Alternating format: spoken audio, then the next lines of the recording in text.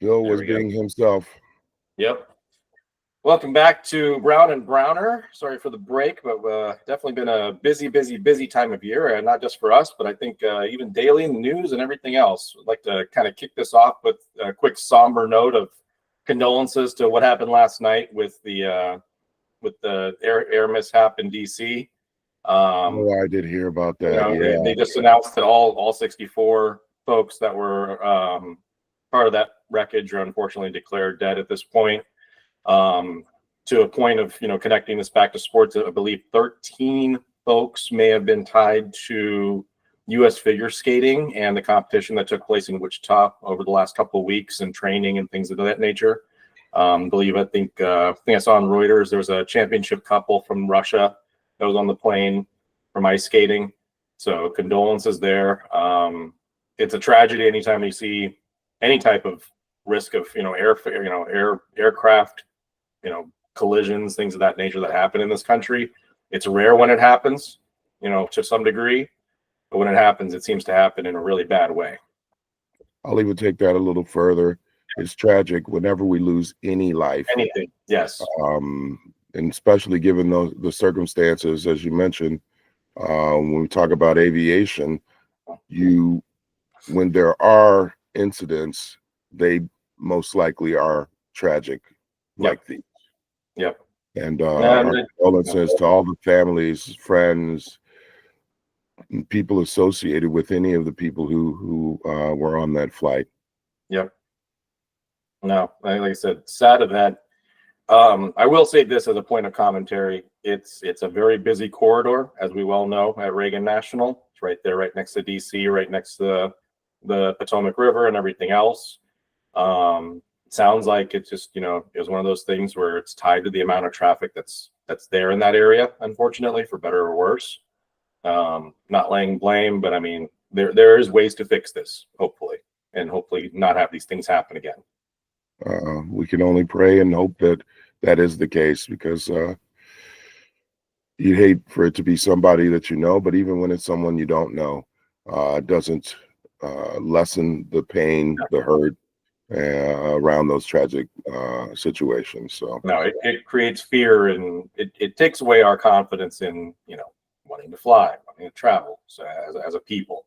So anytime this happens, definitely leads you to question that thing. I mean, like I said, we're given privileges in this world. We have the privilege of flight because of the advents of history. Sometimes we don't necessarily take it for granted, but it's just something to think about. Well, maybe we can just have a 10-second moment of silence. Yes. To observe, and show our respects for all of those people. Agreed.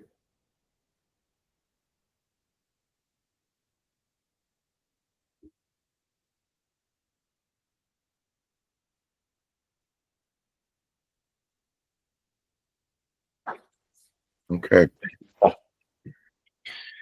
On that note, with the topics at hand, as you've seen, not just in sports, we've seen several topics take place, particularly in football over the past weekend. But even in other sports, we can take some notes of. But we'll kind of kick it off, at least with football, and what's a top line for myself and my colleague here as Chiefs fans. Thankfully, we are in the Super Bowl. Chief Nation, baby. Yep. Chief Nation. And I have this question for you. Yep. I understand the why behind the timing of the Super Bowl, what happens between the championship games and the Super Bowl. Sure. But we are still in week one. Yeah. Are you tired of hearing these same sort of conversations, whether you're watching, Get Up or ESPN or anything else on the radio? It seems like the same conversation over and over and over. I'm a bit tired of it. I get that it's 2 weeks.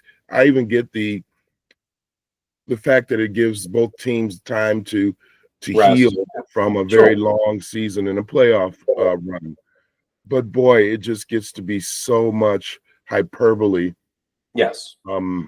And redundancy that I just get by Saturday. I'm going to wish that the Super Bowl was the next day, and I'm going to dread the whole week coming up leading to the Super Bowl. I agree. There's if we've learned anything from history, yes, we understand exactly what my colleague just said. Like, the players need their rest and everything else. They're walking in the biggest game of their careers potentially and everything else. Do we do that during the season too? We have our bye weeks and everything else, and I get that.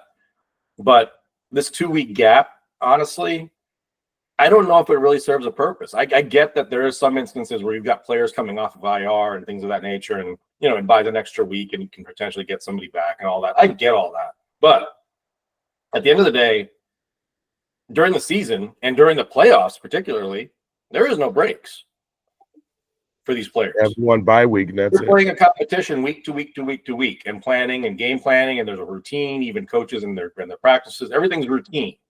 Then you create this extended gap of 2 weeks, all for what I argue will call is media fanfare at the end of the day, and to create artificial news sometimes, honestly. Yeah, but it's the hype machine, and I get it. That's why the Super Bowl is one of the, if not the most watched event every year for decades. Yep. No, and I mean, do we do that in other sports? No. I mean, yeah, we have our gap days, Yeah, like the baseball has gaps in between games.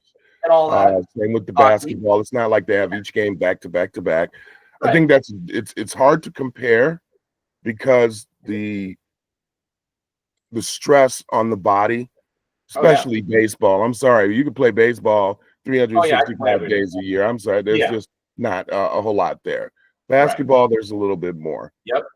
But I think it's hard to compare those because the physical stress that is brought on a person's body. We're doing going through those 60 minutes. That's way more than what you would see in any other sport. So I get that. I just think it's more about the hype. It's like the only reason that basketball is spaced out, or even baseball in some instances, is because of the setups when they're looking at being able to televise and moving from one city to the next.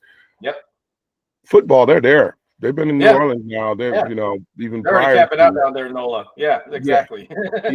So plus, it used to be that the All-Star game, or the Pro Bowl, excuse me, had an entertainment value, in my opinion. This is just my opinion. But it had an entertainment value because guys actually played. It wasn't that they played, try to knock each other's heads off, but they played, and it was a game. Now it's turning to flag football and skills competitions. That's like the old superstars they used to show on ABC back when I was a kid in the 70s. And that's great to see them do these things, but it's the entertainment value has gone way down because there's no real competition. That's just sort of going out to the park and watching some people throw the ball around kind of thing. Yeah, maybe we can save that conversation for next week and talk about all-star games in general, because obviously you got the NBA one coming up and all that. And there's a lot of criticism, I think, on all fronts, and I've got several things to say about that too. But at the end of the day, I get that we should celebrate the best players in the game. Totally for that. Do I think it would be better suited if we did it similar to baseball, where it's in the middle of the season? Maybe that helps a little bit. I don't know how you work it with football. It's a little difficult, obviously. But creating that atmosphere of, hey, I want to go watch this, I'm not seeing it anymore. I mean, yes, you get to see the star players, but beyond that, the competition level and everything else, it's a joke, frankly. I mean, look at basketball. You're scoring 160 points a game for what purpose? It's more like I don't know if it's a good analogy, but it's like the red carpet before the Oscars. That's just a bunch of pomp and circumstance, right? What are you wearing? What are you doing? Whatever, and I feel like the Pro Bowl is sort of some of that, where it's just pomp and circumstance, but no real, value in it. Now, that said, transitioning back to football and what happened on the field, yes, thank you. The Chiefs are in the Super Bowl. Thank you. The Eagles are in the Super Bowl. I think you've got the two best teams throughout the season, I think, in both respective conferences relatively speaking. Some criticism there. That said, going back to the whole discussion about like the Pro Bowl and All-Star games and all that, who do you think is the MVP as of today in football on both sides, the NFC and the AFC, based on the play of what happened this week and, of course, the whole season? I don't think it changed in the NFC. It was Saquon Barkley. Sorry. 100%. Saquon, Yep. baby, Yep. because he transformed the Eagles into a team that has the ability to dominate so greatly on the ground. They Yep. can control the clock. They can Yep. still score points, 55.7 rushing touchdowns. Yep. But even during the season, how many games did they lose? Yeah, And who did exactly. they lose to? Yep. So Yeah. I think you got to say it's Saquon. Well, You got to say the value he brought to the Eagles. And I think people have been so hard on Jalen Hurts. I yep. think Jalen Hurts, for first and foremost, hasn't been 100% probably in 2 years Agreed. from a physical health standpoint. Agreed. I think the other thing is, and this is where I challenge the NFL and the powers that be, and meaning the owners, and how they are evaluating the running back position. Saquon was let go by the New York Giants over a quarterback who they cut. Yep. Yep, and that I think is the number one argument that I would support, to say the fact that this whole bias for giving the MVP to a quarterback in any fashion is frankly ridiculous. And this is the case in point. I guess this goes back to, I think, our personal philosophy of what an MVP means: most valuable player to a team. I'm sorry, the Eagles would not be in the Super Bowl without Saquon Barkley. Simply I don't think so. put. And Simply put. DeAndre Swift wasn't going to take them there. Yeah. I mean, I could go down the list of the 4 teams that played over the weekend and give you my list of MVP. Saquon Barkley, obviously, for the Eagles. Jaden Daniels for the Washington Commanders. No questions asked. All right, he'd be number 2 on the MVP list in my opinion, because Washington went from Bears to the NFC Championship game. Yep. I'm going to give you a twist on the Bills take. I don't think it was Josh Allen. I think it was James Cook. I think he carried them this season, honestly, and people don't give him credit. That's so true. I 100% agree with you. I think it's the same thing we were just talking about. It's this idea that, well, Josh continues to grow.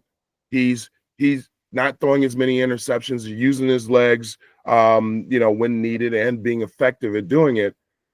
But boy, that running game helps him a whole lot. And I hate to say it, but had they not abandoned that approach, I think they had enough time at the end of the game against the Chiefs. I really do. I think they stuck to the game plan of maybe running Cook or throwing him in the flat, they may have had a chance at the end of the game. That's my hot take there. Because Cook was unstoppable. I don't disagree. They one drive, they didn't even pass the ball. They just ran the ball. Yeah, they just ran. Kansas City, we couldn't stop them. Nope. And that's my fear in the Super Bowl walking in as a kind of a predecessor, is you got Saquon Barkley running on literally all 8 cylinders right now, because that dude's playing with a vengeance and a team mentality.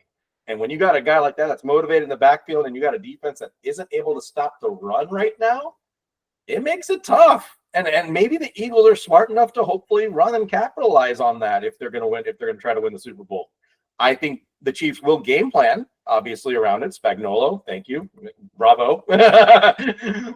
But it's going to be a fun matchup, I think, in the trenches when you're talking about Saquon versus the Chiefs defense. And I think that's really what the Super Bowl is going to come down to at the end of the day. Yes, Jalen Hurts will have to throw the ball. I think he absolutely will have to throw the ball. And I think he will. I think A.J. Brown, him, and Devontae Smith and that whole crew, and Goddard. I mean, they got too many weapons. They got a lot of weapons. They got a lot of weapons. But I'll say this. I agree with everything you're saying with regards to how Philly can win. Yep. I do feel this, though, and it's not just my Chiefs fandom that's coming up. I've heard some people say it within the sports world. I feel like the Chiefs make teams play the way they want them to play. That has been that's why they have all of these close games. Yeah, but that's why they have these close games. And I'm sorry, I was playing poker last night, and one of the guys was saying that there was a stat. I forget who it was, like Trey Wingo, I think it was, had mentioned that in those high pressure moments when it was time to win, Patrick Mahomes bested every quarterback in history, meaning Brady, Montana, that type of quarterback. When it came to clutch time wins, he was 7 for 7, 100%. Next one behind him, I think they said was Brady at 50%. I'll put this in the context of something you and I grew up with, NBA Jam. Remember that clutch factor? Oh yeah, 9? remember that? Yeah, Yep. This dude's a 9. That's it. But I think people don't realize Mahomes is a winner. If they can keep the game close enough, then I think Kansas City will pull it out. The fear I have is exactly what you just mentioned. If the first quarter, if Philly is smart enough, they should be running the ball just like they did in the season. People were saying Jalen Hurts, he sucks. No, they changed the game plan, and I'm sorry, we're winning by handing the ball off to number 26. We're not winning as much when I have to do everything. But here's the kicker, I think, in my opinion, for Philly and how I feel like they have an advantage. Yep. Is that if Jalen Hurts can run the ball effectively, and Saquon Barkley can run the ball effectively, and they have those opportunities, one-on-one matchups with Brown, and they got somebody swinging out of the backfield to get to those open spots as the Chiefs play zone and back up a little bit, it could get nasty and ugly real quick. And I think if the Chiefs have to pass the ball constantly, as much as their running game hasn't been like all that, I think they're going to have a problem. The Chiefs win games when they can keep their score low. Ugly. If the game gets out of hand and Philly scoring 30-plus points, I'm not sure Kansas City can match that. Well, to your point, see, that's what's been interesting. And I think you're absolutely correct in saying that Jalen Hurts has been playing injured possibly the last 2 years because he has the talent to run. We've seen it in the past. We've seen it in college and everything else. If that offense were to be operated, I think in ideal situations, it would be an RPO and play action offense all day long. It would be unstoppable. And it would be unstoppable because of all the different forces you've got around you. Hell, they could go even to their second tier running back with Gainwell, who's a monster. Honestly, they can. Yeah, did he get injured? For some reason, he got injured. Yeah, he got injured during the game. But you're right. Gainwell is a nice stringer. Yeah. And then third stringer scored a touchdown. But they have all of that, and Gainwell is an effective weapon coming out of the backfield. He can still run effectively, but throw him a swing pass and put a linebacker in front of him. How many times that linebacker going to tackle him? See, that's where I was optimistic for the Chiefs when we got Hunt and Pacheco was kind of come back. Pacheco's still not 100%. We can see that. He doesn't have that extra like little oomph burst that he used to have. Agreed. And it comes with a tib injury, obviously. And I figured that would happen. Kareem Hunt has carried the load for being the bulldozer, basically, right in the middle. But really, it's the runs by Patrick Mahomes that really make the difference, and that's it. That's clutch, man. That's just clutch. It's clutch. And actually, they were showing highlights of like all of the Super Bowls, and the ones, I think almost every one, but the ones where they had to come back, they were down like 10 points or whatever. The stats were Patrick Mahomes ran the ball for like 45 yards. Patrick Mahomes ran the ball for like 60 yards. This is where I feel like Patrick Mahomes makes himself a winner. You just like when you're playing sports and you're just like, okay, my teammates suck. I just need to be able to win this game, and I'm just going to put it on myself to do it. But what he does, Jalen Hurts can do, and you saw that last weekend. Now, granted, Washington's defense is more like Swiss cheese than anything else, but they're still a professional team. They still put up, they stopped Tampa Bay. So, you can't just dismiss their defense, but I do feel like Philly it has a different challenge when it comes to Spags and our interior line and the Karloftis of the world. Greek god. Okay, so now we were talking about you talked about those three teams. What about team number 4? Who is the most valuable player on the Kansas City Chiefs? I mean, it's got to be Patrick Mahomes, simply put. I mean, because of the clutch factor. Now, that said, I'm going to throw it back on the defense, too, because it's the pressure coming from that front line with Chris Jones, Mr. 9'5", and honestly, his ability to disrupt the game a little bit. Josh Allen was sitting there in a shotgun all game, if you noticed. All game. And it bought him time because of the jumbo package to protect. And they had to play with the jumbo package to protect against Karloftis, against Chris Jones, against Amenahu. Everybody was bringing the pass rush, and it wasn't until the fourth quarter when Spags brought in the DB to start blitzing that you saw the X factor come in and force Josh to kind of play a little quicker than he needed to. Exactly. And it was all about timing. All about timing. Exactly. So would you even put the MVP on Steve Spagnuolo? You know? So I'm glad you said that, because when you said defense, I agreed. And I was going to say the most valuable player was the most valuable coach, which is Spags. Yep. He is the reason why they won all of those games. Yes. It's funny to see the transformation of the Kansas City Chiefs from, oh my God, we got to score 30 points against them to try to win, to, oh my God, can we score 25 against this defense? But think about the evolution of the Patriots too. When they won all their titles, it was a similar thing. It wasn't like Brady was putting up 50 points a game every year. There were certain years, obviously, he did, and they lost. Right. Randy Moss. But they had loaded defensive guys. You had the Teddy Bruschi's of the world. You had the Ty Laws. You had some monsters. Nick Vrabel. Yeah, you had some monsters on that defense, and that's what Rodney it took Harrison to create that streak.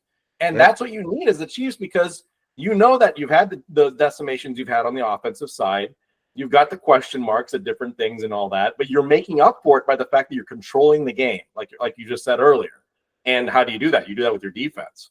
So yes, Steve Spagnuolo, the defense, everybody's played their role. I mean, honestly, the secondary is young, but they're still holding serve, which is pretty nice. The one X factor I will give to the Eagles, and honestly, brilliance on their part, is their draft ability for their secondary is unreal. Cooper DeJean has not been scored on.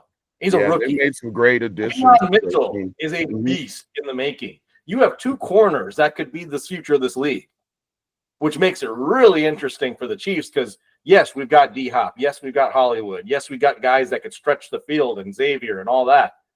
It's really going to come down to, I think, on the offense, Patrick Mahomes, the run game, and Travis Kelce got to show up. And they got to stop using Travis Kelce as a decoy. There are times when you should use him as a decoy, depending on the routes that are being run. But you got to get Travis involved. You don't win. You got to get that dude getting more involved with the game. Like I understand he's doing great pass blocking, great decoy work, all that stuff. It opens up the game for the other players. But he's got to start catching that ball in the middle of the field now and taking those licks, because that's the only way you're going to make it work.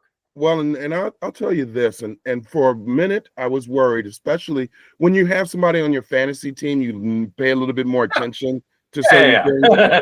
There were numerous games this year where if you looked at the tape, you could see that Travis Kelce was wide open. Oh, yeah. And yet Mahomes didn't even, like he used to always notice him. He didn't notice him at all. He was throwing to Gray. He was throwing to everybody but Travis Kelce. Yep. Yes, that was the regular season. Yep. And yes, you won last week, and Travis had, minimal, input as far as, making catches and getting yardage. But you don't win championships with your best player or your best offensive weapon not getting the ball. Yep. No, I think the tight ends are going to be the centerpiece for the Chiefs, and maybe that's what they've been waiting to unleash. I don't know. Gray's been a beast all year. We know that. He's carried us a couple games. He's been great. But Kelce. Yeah, now you got to do that 2 tight end set. You got to get the ball up to Kelce. You got to get it to Gray. You're going to play the middle of the field, I think, against the Eagles, because, like I said, their corners. I give their GM credit. Howie Roseman did a hell of a job in the draft to pick up those 2, and they've been beastly. And I don't think it's going to be talked about enough, probably the next 2 to 3 years. But they're going to have a hell of a secondary. Well, and that's the scary thing about Kansas City. Let's just theorize or fantasize for a moment. Let's say they do win this three-peat. Never been done in football.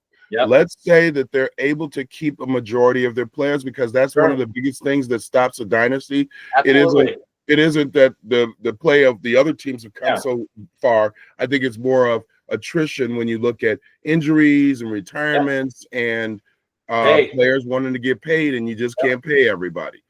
So, but if the Chiefs can keep things sort of even-keeled, keep Chris Jones happy for a few more years, how are you going to stop them? You got the best quarterback. You got teams or free agents that are going to want to come here. Yeah. God forbid we get somebody like Higgins. Star what if we receiver. were to get Higgins on our team, who's a number 2 in Cincinnati, but he's being number 1 here. Yeah, you pick up a star receiver and then you change the trajectory back to the offense where they can put up monster numbers again. So that's how simple it is. And that's the thing. They could put up monster numbers. The Chiefs would be blowing everybody out if their offense was like it was 2-3 years ago. Because they'd be scoring 30 points and holding teams under 20. You're going to win most games doing that. Now think about that again next year. So I think you got D-Hop on the termination of a 2-year deal, cheap deal, whatever.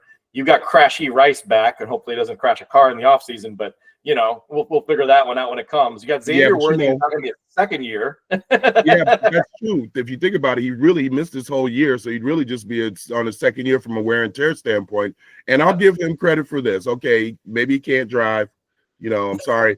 Today's world, you can't try to walk away from an accident However, that was the one. If there was anything that Mahomes did badly this year, it was him throwing that interception and then trying to tackle the guy and basically taking his best receiver out for the year. Out of the game. Yep. Yep. But you're right, though. If we get Rice back, Worthy would be a second-year player too. Yep. You got speed. Yep.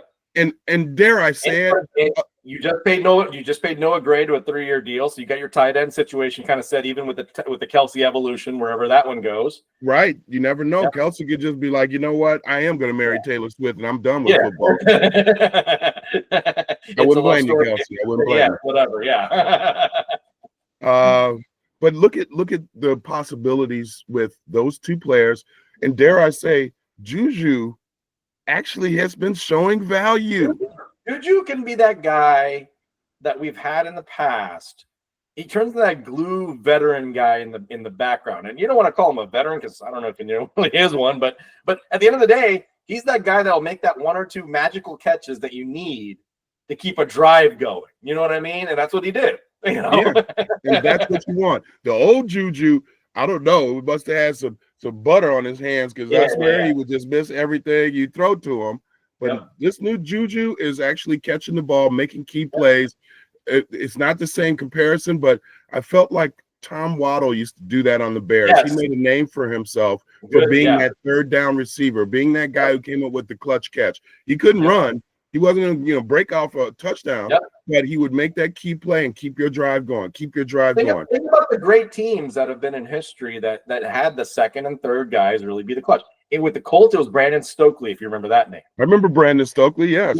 With the Patriots, you could say that was Wes Welker behind Randy Moss. But, I mean, it could even be what's his name? Edelman. He was the number one receiver for a while until Randy came, right? Yeah. So was the other guy, Edelman. He was one, but he would have been like a 3 on somebody else's team. Oh yeah. No, they did it with some mediocre guys here and there. Don't get me wrong. But they also had the Gronk. They had different things going on. When they had Gronk and Hernandez, I know Hernandez had, the other issues. But when they had him and Gronk on the field, they didn't need a wide receiver. Those two guys were killing people. I mean, probably bad choice of words. I'm sorry. Yeah. But those two guys just made it hard on defenses. And after they catch the ball, they would run you over. So, Yep. No, and that think about the fact that the Patriots have had running back Corey Dillon back in the day. I mean, he got a ring with the Patriots, and that guy used to be a beast with the Bengals way back in the day.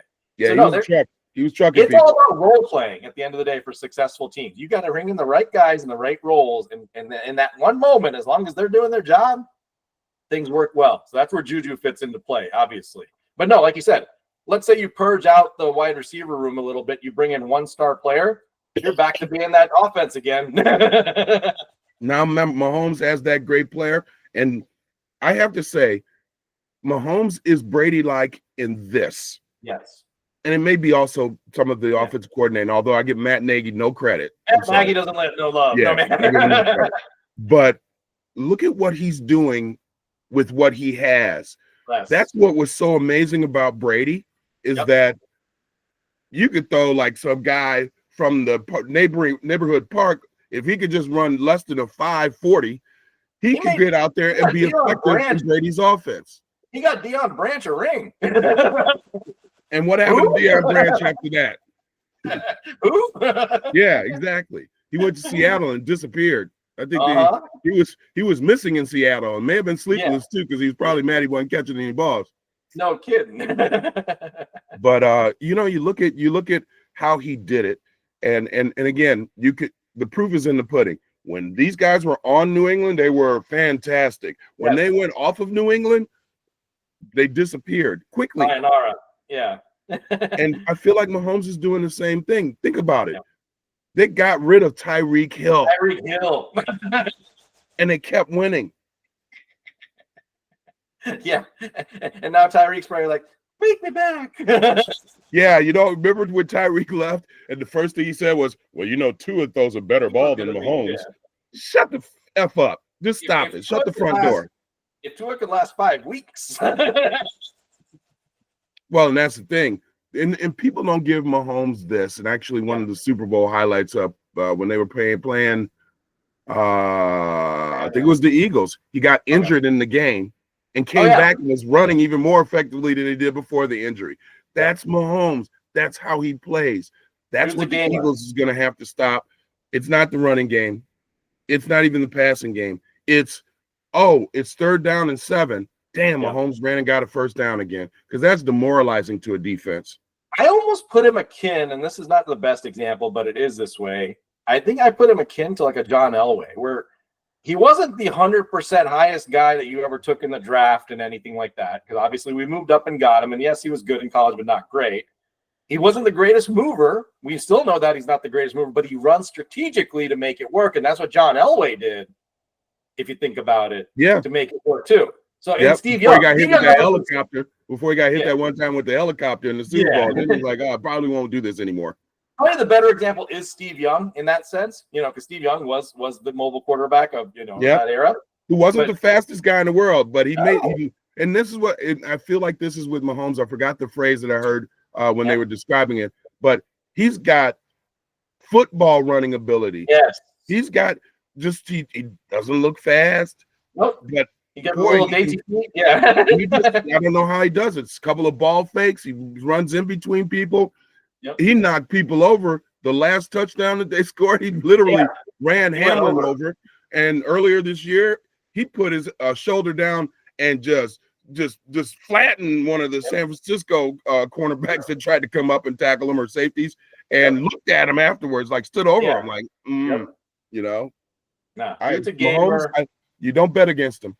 No, and that's the whole point. I think it was Burleson that was on the cast this weekend or whatever. It was a game. Like, he's like, I don't care if you don't like him. I don't care if you can't respect him. But guess what?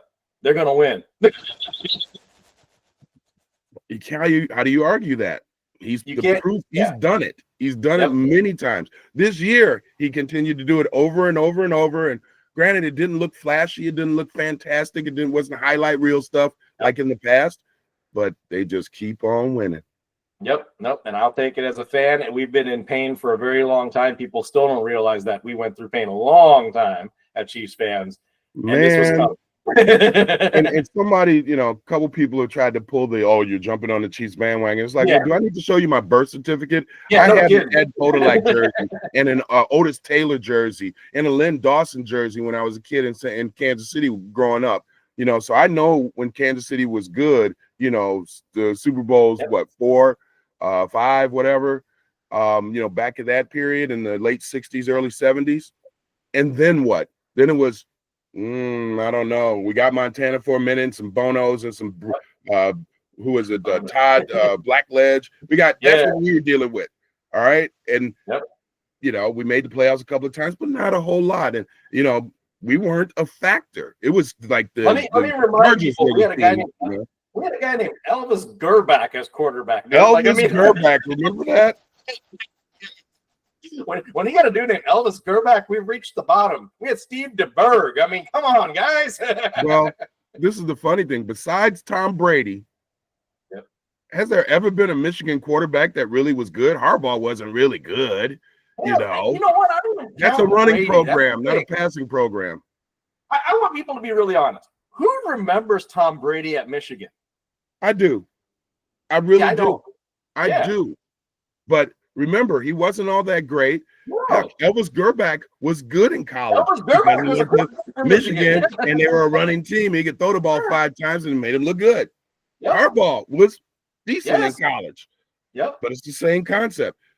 I just feel, Brady made the most of everything he did. Yes. And I think Mahomes is that kind of guy. Well, it comes down to work ethic and desire. That's the X factor in the game.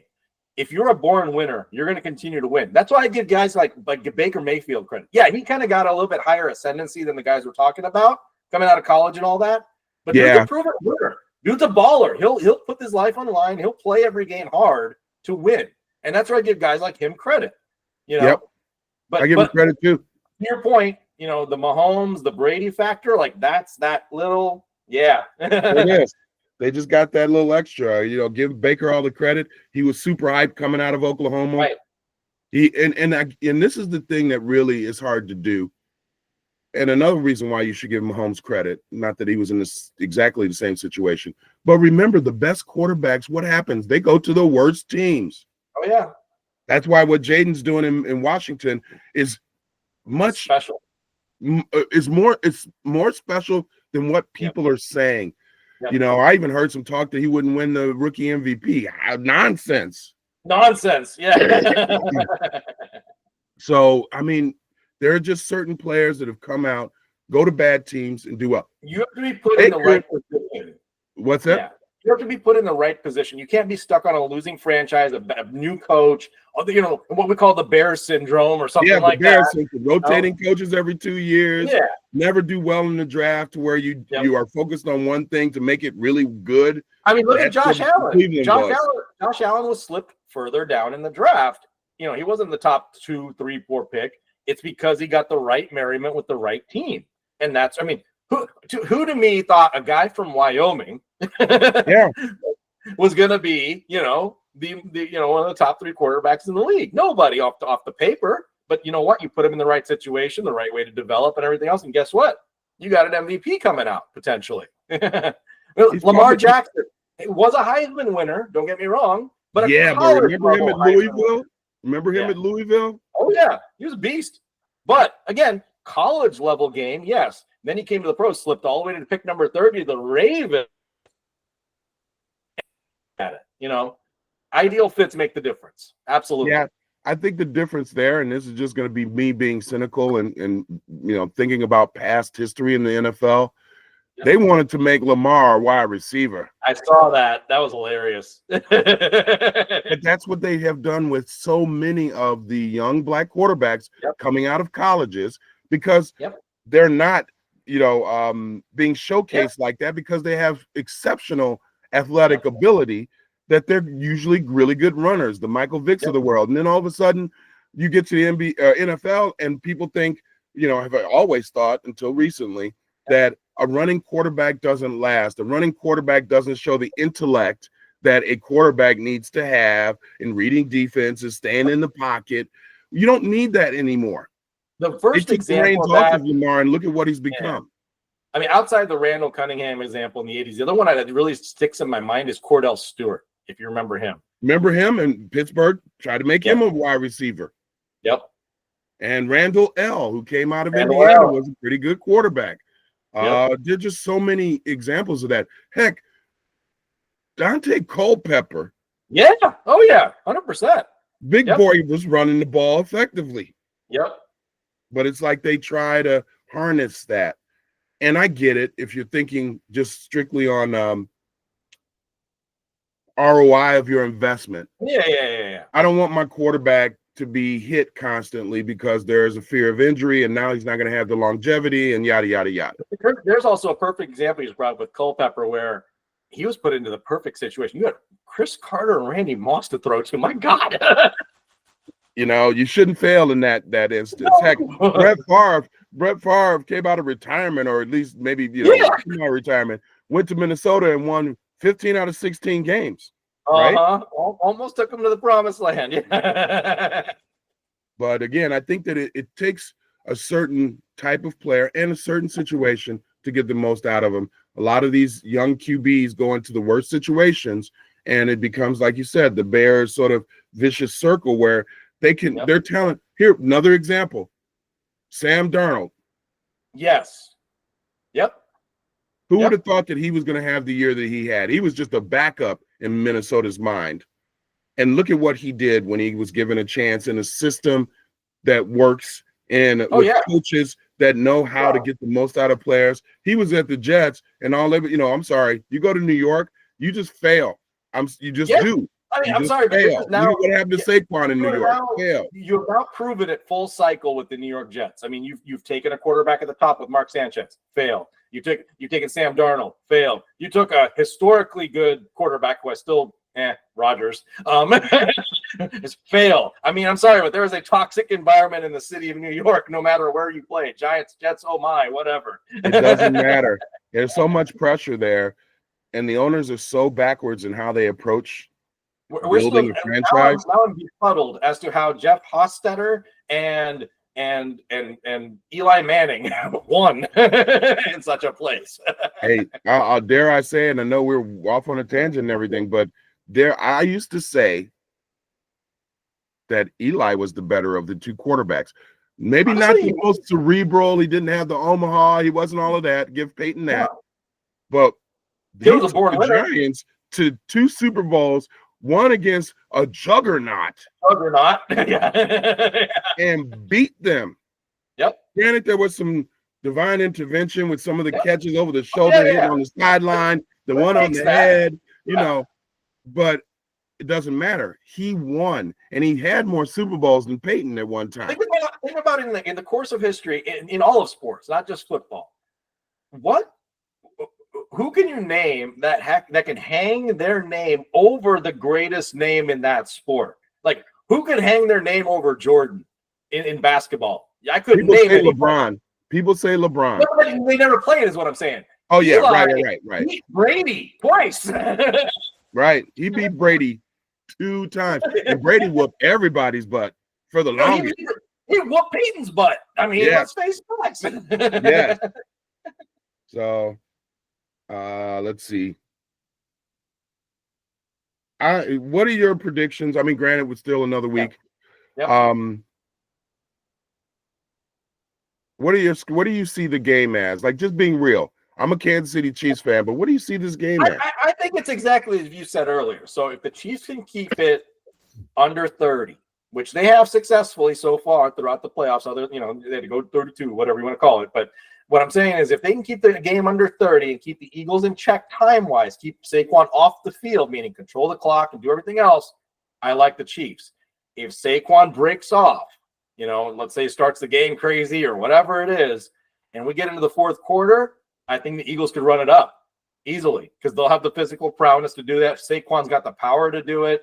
It'll put a wear and tear on the defense to have to shut him down for 4 quarters. There's no question.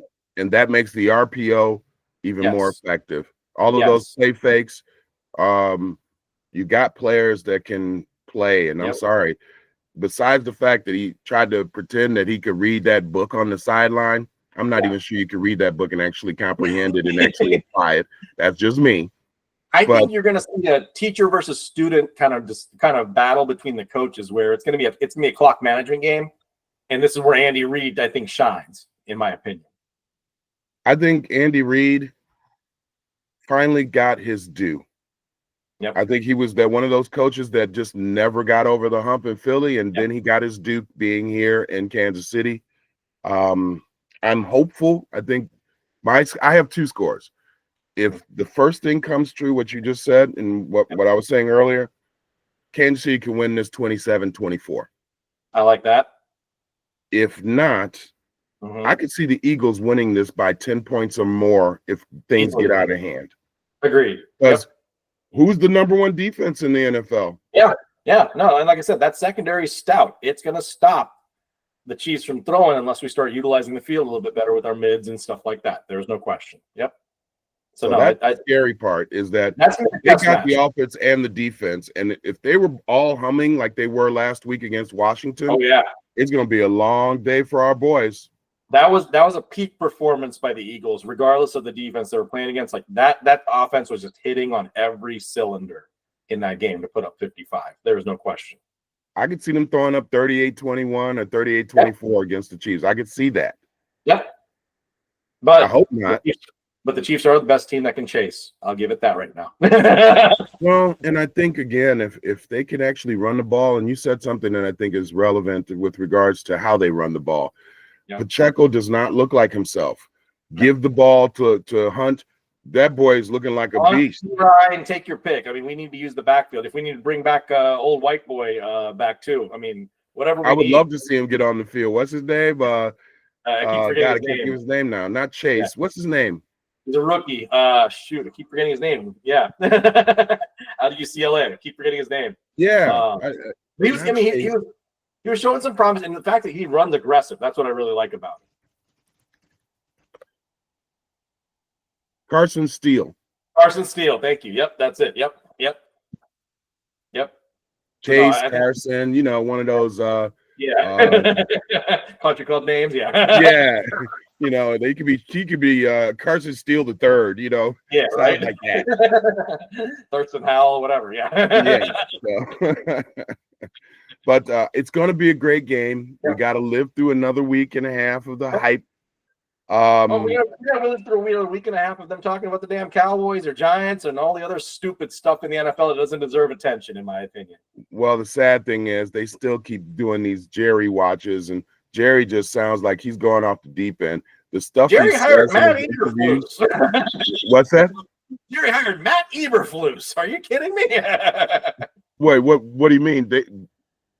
Eberflus is the new defensive coordinator. I did not hear that. No way. Yeah. I mean, okay, at least he's back where he should be because he wasn't bad in Indianapolis before he came to Chicago. But after the clock management and ineptitude? Well, and that's the thing. Give him one thing to focus on. Yeah. And I think that's a failure of a lot of head coaches, and I hope it's not a failure of Johnson coming over to Chicago as well, is that you can be really good as an OC or a DC, but when you become a head coach, you have a whole different set of things you need to incorporate into what you had already been doing. I'd like to see like a percentage stat out there. Maybe it could be compiled of how many times an offensive coordinator or defensive coordinator has actually been able to stay in a head coaching position for greater than 5 years. Because honestly, I think the attrition rate's low. Because like you said, a lot of these guys that are positional or one side of the ball type coaches that are excellent at what they do. Steve Spagnuolo, case in point, failed as a head coach. Right there. All right.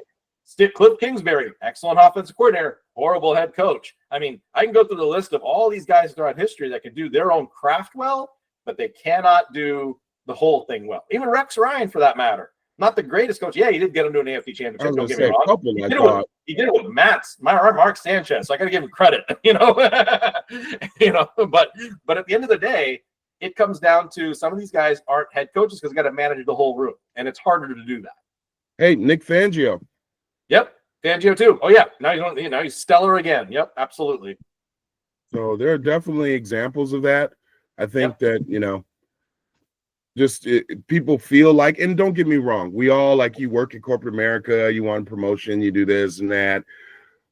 But I think the sport of football is a little different, even different than basketball, baseball. When you have there's so many complexities and layers of complexities. Just to be good at one side of the ball, whether you're OC or DC, that takes a lot. But then now you have to take on ownership of both sides of the ball. You can't now focus, like if you're an offensive coordinator, you can't just focus on the offense anymore. You still have to have it be in touch with defense and special teams and all of these things. And I think many OCs and DCs fail at being a head coach because they can't manage all of those things. Oh, you're going to see the greatest failure of that this upcoming season with the Jaguars. I don't know if you saw that whole debacle of how they got the guy from Tampa Bay, Liam Cohen or whatever his name is. So, that guy walks into his presser and he's like, Duval. I'm like, oh dear God, this guy's going to be the biggest laughing stock in the NFL. and can you explain that to me, just because I didn't get it? What's the Duval thing? So Duval County is where Jacksonville is. That's, I guess, their mantra, their chant that they do to celebrate the Jags is they'll say Duval as if like, I don't know if there used to be an old rap song where it's like where they used to say something like that in a 2-syllable phrase or whatever. So they think they're hardcore down in Jacksonville, obviously. Yeah, Jacksonville, Florida. Yeah. But that's their whole mantra. I like to call it it's that whole Northern Florida, what I call the white trash vibe. I'll be pretty blunt. Oh, dog. Yeah, I'm sorry, Jacksonville. You got to come up with something better than that. Yeah, and like I said, between the fact of how they got their coach from Tampa Bay and all the shadiness of all the lack of communication with the Tampa Bay brass and all that, it's gonna be the biggest laughing stock of a hire in the offseason. I don't know what Shad Khan's doing over there. I don't know if he just wants to take that team to Europe or what at this point. It's like they play in Europe 2 times, makes them stay over there. Yeah. Make them a European team. They probably wouldn't finish first in the European Trevor league. would probably fit in with the whole Dutch German somewhere vibe over there. I'm sure. Like, Lord Farquaad needs a castle somewhere in Europe. Well, I tell you what, it's going to be an interesting week and a half leading into the Super Bowl. I'm getting I'm hoping that there'll be more Philly fans continuing to bet on Philly so I can get the line to go where I want it to be with the Chiefs. Yep. Got my Super Bowl squares. Already have one. Going to get a couple more. Yep. And for all of those that are out there doing the same thing, I wish you luck. Yep. And pay attention to the spread. I think it's going to move more than you think. I think it's going to move a lot between now and game day. Absolutely. So keep attention to that. Bet carefully. Now, obviously, no disclaimer there. It can be that interesting time of year, especially with this Super Bowl, to say the least. For sure. Yep. And, like I said, next week and a half will be entertaining. Stay away from all the stupidity of Cowboys, news and all the other stuff. See if you can focus on just football news or any other sports at this point. Kind of go with that for sure. But we'll be back. We'll be talking about this more as the days come here for sure. And a few other sports for sure. Like I said, we'll get in that discussion about all-star games and all that at another time. Yeah, that'll be our next broadcast. We'll go ahead and do that. Talk about all-star games and do they have value anymore to the fans of those sports? Exactly. Yep, absolutely. To that point, we bid adieu on the discussion of sports. Like I said, condolences out for what's happened in terms of the tragedy in the air that over the last day. Obviously it hit sports as well, just by irony of the ice skating world. So definitely condolences there as well. But like I said, be careful, be safe, as we always say, and be well. Be safe and be well, and you never know when your time is up. So live life to the fullest, and thank those people who, while you're living, for enriching your lives. So just remember that, because tomorrow is not promised to anybody. Exactly. We're lucky to be here, to say the least. On that, we bid adieu. We'll be back, guys. All right. Be well. Peace and Chief.